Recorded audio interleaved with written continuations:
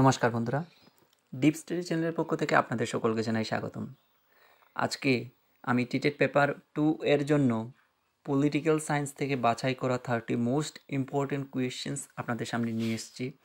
আশা করছি এই ভিডিওটা আপনাদের এক্সাম প্রিপারেশনের জন্য অনেকটা হেল্পফুল হবে। তো শুরু করছি আজকের ভিডিও প্রথম কোয়েশ্চেন্স দিয়ে, যেখানে বলা হয়েছে ভারতের নাগরিকদের শিক্ষার অধিকারকে মৌলিক অধিকারের মর্যাদা দেওয়া হয়েছে। ঠিক আছে, ভারতের নাগরিকদের শিক্ষার যে অধিকার সেটাকে মৌলিক অধিকার এর মর্যাদা দেওয়া হয়েছিল। কবে সেটা দেওয়া হয়েছিল? 21 ক নং ধারা অনুযায়ী। ঠিক আছে, 21 ক নং ধারা অনুযায়ী কিন্তু শিক্ষার অধিকার যেটা সেটাকে মৌলিক অধিকারের মর্যাদা দেওয়া হয়েছিল। তারপর 2 নম্বর কোয়েশ্চেন, যেখানে বলা হয়েছে এসমা এর সম্পূর্ণ নাম কি। ঠিক আছে, খুব ইম্পর্টেন্ট কোয়েশ্চেন, অবশ্যই সেটা মনে রাখবেন। এসমা এর সম্পূর্ণ নাম হচ্ছে এসেনশিয়াল সার্ভিসেস মেনটেন্যান্স অ্যাক্ট। ঠিক আছে, আমি আবারও রিপিট করছি, এসেনশিয়াল সার্ভিসেস মেনটেন্যান্স অ্যাক্ট হলো এসমা এর সম্পূর্ণ নাম।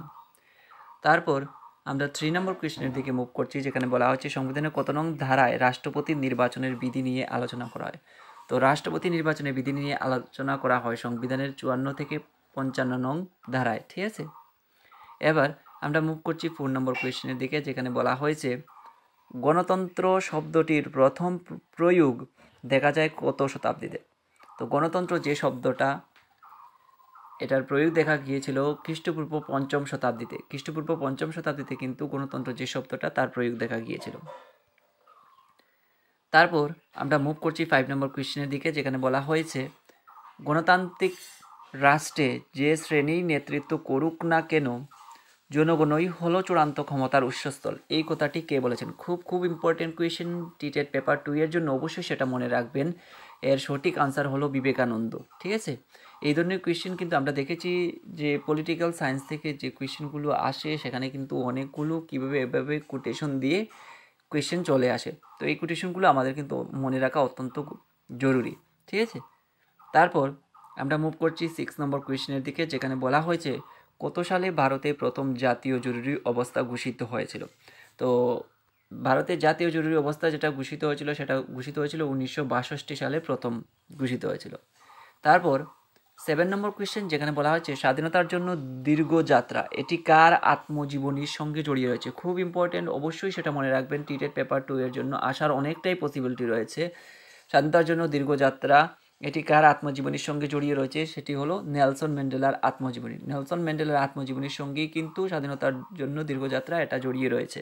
ঠিক আছে, এবার আমরা মুভ করছি 8 নম্বর কোয়েশ্চেন, যেখানে বলা হয়েছে গণপরিষদের সর্বশেষ অধিবেশন কবে বসে। তো গণপরিষদের সর্বশেষ অধিবেশন যেটা সেটা বসেছিল 24 জানুয়ারি 1950 খ্রিস্টাব্দে। 24 জানুয়ারি 1950 খ্রিস্টাব্দে কিন্তু গণপরিষদের সর্বশেষ অধিবেশন বসেছিল। 9 নম্বর কোয়েশ্চেন, যেখানে বলা হচ্ছে সংবিধান হলো সেই সব আইন কানুন রীতিনীতির সমষ্টি যা রাষ্ট্রের জীবন নিয়ন্ত্রণ করে। তো সংবিধান হলো সেই সব আইন কানুন রীতিনীতির সমষ্টি যা রাষ্ট্রের জীবন নিয়ন্ত্রণ করে। কথাটি কে বলেছিলেন? খুব ইম্পর্টেন্ট কোয়েশ্চেন টিটেট পেপার 2 এর জন্য, অবশ্যই সেটা মনে রাখবেন। আসার অনেকটাই পসিবিলিটি রয়েছে। সেটা বলেছিলেন লর্ড ব্রাইস। তারপর আমরা মুভ করছি 10 নম্বর কোয়েশ্চেনের দিকে, যেখানে বলা হচ্ছে রাজ্যের প্রকৃত শাসক কাকে বলা হয়। রাজ্যের প্রকৃত শাসক যাকে বলা হয় ওনার নাম হচ্ছে মুখ্যমন্ত্রী। মুখ্যমন্ত্রীকে কিন্তু রাজ্যের প্রকৃত শাসক বলা হয়।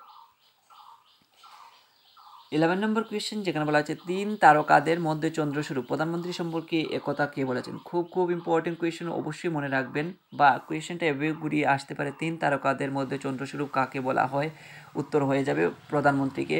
আবার যদি আসে 3 তারকার মধ্যে চন্দ্রস্বরূপ প্রধানমন্ত্রী সম্পর্কে একথা কে বলেছেন, তো মনে রাখবেন doctor B D. Mahajan. Doctor B D. Mahajan কিন্তু বলেছিলেন যে 3 তারকাদের মধ্যে চন্দ্রস্বরূপ কাকে, প্রধানমন্ত্রীকে।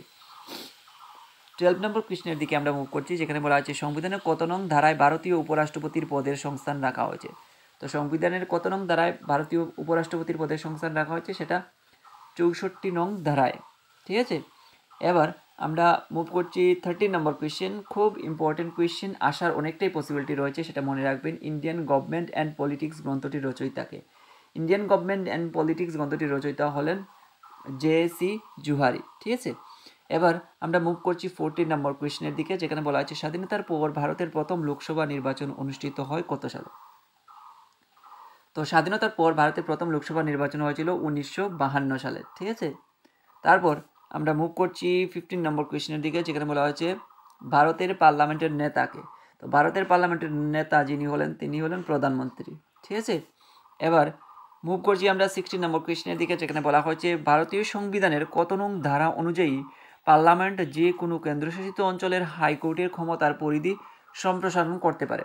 সেটা হলো সংবিধানের 230 নং ধারা অনুসারে কেন্দ্রশাসিত অঞ্চলের হাইকোর্টের ক্ষমতার পরিধি সম্প্রসারণ করতে পারে।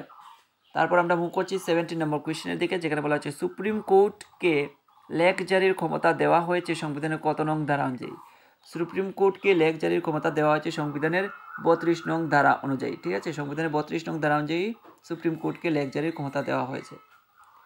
তারপর আমরা মুভ করছি 18 নম্বর কোয়েশ্চেনের দিকে, যেখানে বলা হয়েছে গণতন্ত্রকে আলাপ আলোচনার মাধ্যমে পরিচালিত শাসন ব্যবস্থা বলে বর্ণনা করেছেন কি। খুব ইম্পর্টেন্ট কোয়েশ্চেন, টিটেড পেপার 2 এর জন্য অবশ্যই সেটা মনে রাখবেন। গণতন্ত্রকে আলাপ আলোচনার মাধ্যমে পরিচালিত শাসন ব্যবস্থা বলে বর্ণনা করেছেন যিনি, ওনার নাম হলো বার্কার।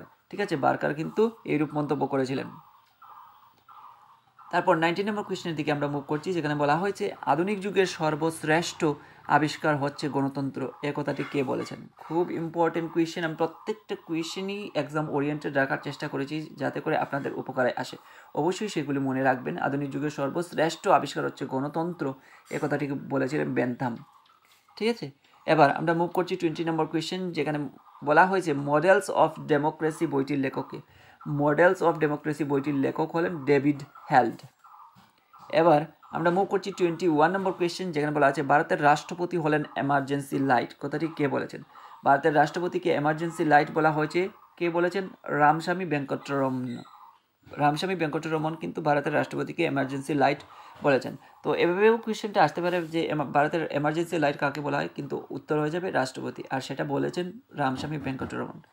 তারপর 22 নম্বর কোয়েশ্চেনের দিকে আমরা মুভ করছি, যেখানে বলা হয়েছে বিভাগের প্রশাসনিক প্রধানকে কি বলা হয়। তো মনে রাখবেন বিভাগের প্রশাসনিক প্রধান যিনি তাকে কিন্তু সচিব বলা হয়ে থাকে। তারপর আমরা মুভ করছি 23 নম্বর কোয়েশ্চেন, যেখানে বলা হয়েছে সংবিধানের কত নং ধারা অনুসারে রাজ্যপাল বিধানসভাতে একজন অ্যাংলো ইন্ডিয়ান সদস্যকে মনোনীত করতে পারেন। তো এটা সংবিধানের কত নং ধারায় মেনশন করা রয়েছে যে রাজ্যপাল বিধানসভাতে একজন অ্যাংলো ইন্ডিয়ানকে নিযুক্তি দিতে পারেন। ঠিক আছে, তো এখানে সঠিক আনসার যেটা হবে সেটা হবে 333 নং ধারা অনুসারে কিন্তু তিনি এমনটা করতে পারেন, তিনি একজন অ্যাংলো ইন্ডিয়ানকে কিন্তু মনোনীত করতে পারেন। ঠিক আছে, এবার আমরা মুভ করছি 24 নম্বর কোয়েশ্চেনের দিকে, যেখানে বলা হয়েছে অধ্যক্ষের অনুপস্থিতিতে বিধানসভায় সভাপতিত্ব করেন কে। অধ্যক্ষের অনুপস্থিতিতে বিধানসভায় সভাপতিত্ব যিনি করেন ওনার নাম ডেপুটি স্পিকার, কিন্তু অধ্যক্ষের অনুপস্থিতিতে বিধানসভায় সভাপতিত্ব করেন। 25 নম্বর কোয়েশ্চেনের দিকে আমরা মুভ করছি, যেখানে বলা হয়েছে কার সম্মতি ছাড়া ভারতের লোকসভার সদস্যকে পার্লামেন্ট চত্বর থেকে গ্রেপ্তার করা যায় না। তো কার সম্মতি ছাড়া ভারতের লোকসভার সদস্যকে পার্লামেন্ট চত্বর থেকে গ্রেপ্তার করা যায় না, সেটা হবে অধ্যক্ষের অনুমতি ছাড়া কিন্তু লোকসভার সদস্যকে পার্লামেন্ট চত্বর থেকে গ্রেপ্তার করা যাবে না। 26 নম্বর কোয়েশ্চেনের দিকে আমরা মুভ করছি, যেখানে বলা হয়েছে 2001 খ্রিস্টাব্দে কততম সংবিধান সংশোধনের মাধ্যমে লোকসভার সদস্য সংখ্যা 2026 খ্রিস্টাব্দ পর্যন্ত সর্বাধিক 552 এর মধ্যে সীমিত রাখা হয়েছে। খুব ইম্পর্টেন্ট কোয়েশ্চেন, অবশ্যই সেটা মনে রাখবেন। 84 নং ধারা অনুসারে 2001 খ্রিস্টাব্দের কততম সংবিধান সংশোধনের মাধ্যমে লোকসভার সদস্য সংখ্যা 2026 খ্রিস্টাব্দ পর্যন্ত 552 এর মধ্যে সীমিত রাখা হয়েছে, সেটা হলো 84 নং ধারা অনুসারে। এবার আমরা মুভ করছি 27 নম্বর কোয়েশ্চেনের দিকে, যেখানে বলা হয়েছে কাস্টিং বুথ বা নির্ণায়ক বুথ, এটা বুথ হয়ে গেছে, বুথ হবে। ঠিক আছে, একটু কারেকশন করে নেবেন আপনারা। কাস্টিং বুথ বা নির্ণায়ক বুথ প্রদান করার ক্ষমতা কার রয়েছে। তো সেটা কিন্তু রয়েছে লোকসভার। কাস্টিং বুথ বা নির্ণায়ক বুথ প্রদান করার ক্ষমতা যার রয়েছে তার হলো, সেটা কার রয়েছে, সেটা লোকসভার। হাং পার্লামেন্ট বলতে কি বুঝো, মোস্ট ইম্পর্টেন্ট একটা কোয়েশ্চেন, অবশ্যই সেটা মনে রাখবেন এবং আসার অনেকটাই পসিবিলিটি রয়েছে টিটেড পেপার 2 এর ক্ষেত্রে, অবশ্যই সেটা মাথায় রেখে দেবেন। হাং পার্লামেন্ট বলতে আমরা সংসদে যখন কোনো দলেরই সংখ্যাগরিষ্ঠতা থাকে না, সংসদে যখন কোনো দলেরই সংখ্যাগরিষ্ঠতা থাকবে না তখন তাকে আমরা বলবো হাং পার্লামেন্ট।